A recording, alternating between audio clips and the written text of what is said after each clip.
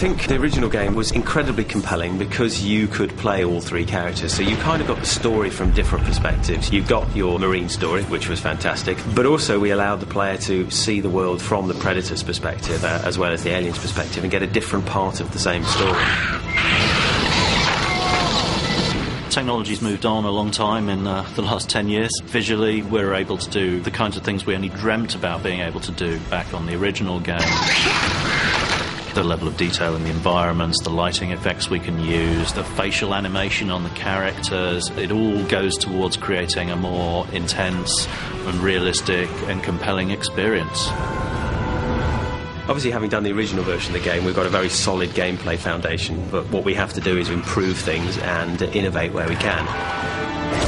The atmosphere of the original game was obviously a really big part of it. The fear of the dark is a very primal human thing, and that continues through to this one, but we're able to deliver an entirely new level of sophistication with the technology we have available now.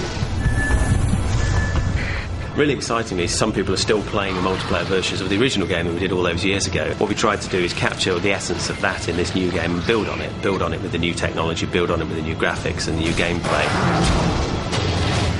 The original game had a whole bunch of game modes in addition to the traditional deathmatch modes, and we've continued that tradition, and hopefully fans of the original game will find their favourite modes very well represented in this one.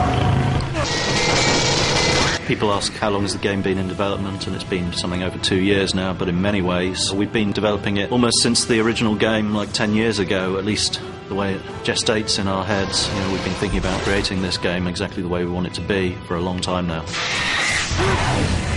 Real core values of this title are the fact that it's scary as hell, and that really hasn't changed. The gameplay is all about claustrophobia, about action, about fear. You know something bad is going to happen, but you don't know quite when.